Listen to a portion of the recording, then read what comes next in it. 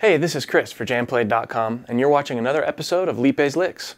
If you've been keeping up with this series, you'll remember that a number of lessons ago, we did a guitar solo that was based on kind of developing a melody and then putting licks within that guitar solo. And that's, a really great thing to practice and learn and work on if you're doing instrumental music. But what if you have a break of, say, 8 bars, 16 bars, whatever, in a vocal song, where you're given, let's just say 8 bars, because that's what this one is, you're given 8 bars to really do something. There's already a melody established. The vocals are singing it, or something else is already doing that. And you have a chance to kind of break away in a different direction with your guitar solo.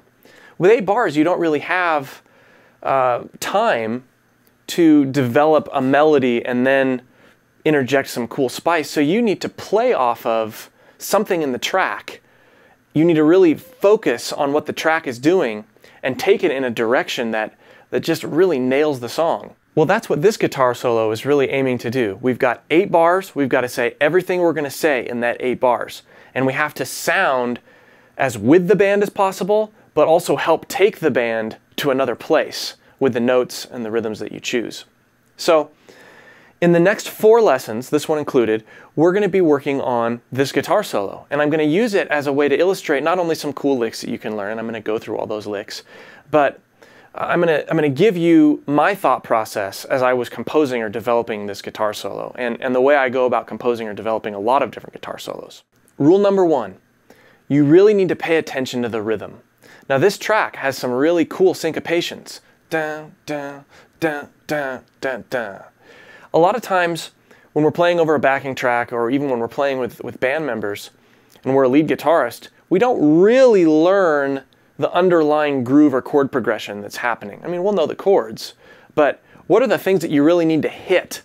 Let's listen to just the rhythm track and figure out what areas we need to really hit, whether it be a bendy note like you heard me do, or whether it be maybe 2 notes, or just something to emphasize those hits. What I'm going to do is I'm going to hit my guitar like this on those emphasis that the band is doing.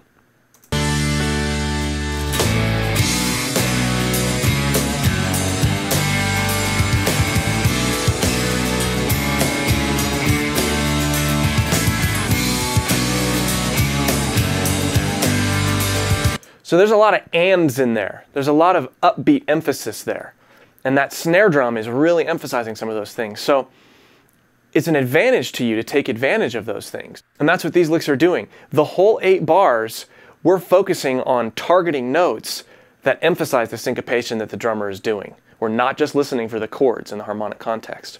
So let's go over the chords though, because really learning that riff and getting familiar with it and how to play it is going to help you dig in and place licks in a way that makes most sense and that really wrenches the heart of the listener. Okay, so we've got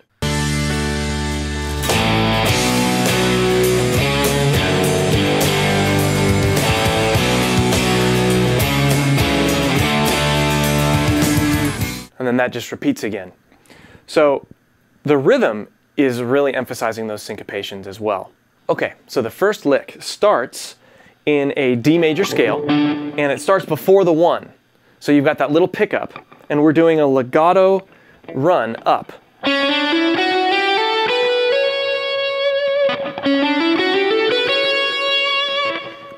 We're picking only 1 note per string, and we're doing hammer-ons for the rest. Then we bend. Kind of a stretch there with your pinky, 17th fret. Now on this lick, what's our target note? Our target note that's emphasizing the syncopation that's happening in the track. There's definitely one. We want to make sure that that's...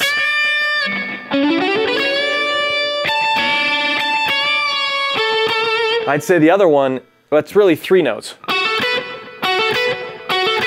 It's those notes. Listen to how those are played with the track.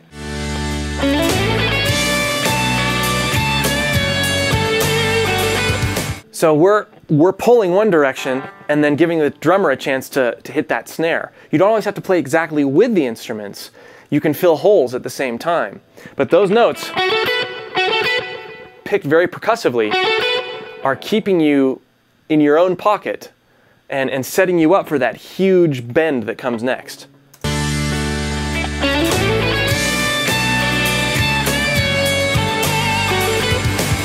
And that snare comes one more time.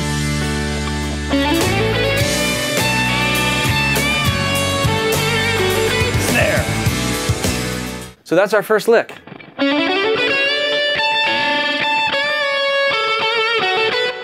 I'll play it slow for you now.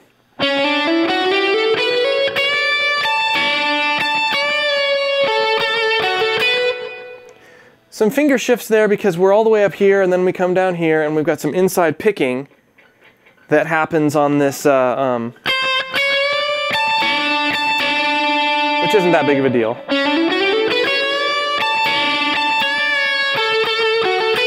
Okay, so remember, you're playing with the syncopations in the track, keeping the chord progression in mind, obviously, but it's more than just keeping the chord progression in mind. And as we learn the rest of these licks throughout this little mini-series, it's going to become more and more apparent that that snare drum, you're dancing with that snare drum in this music bed. So we'll see you for the next lick real soon.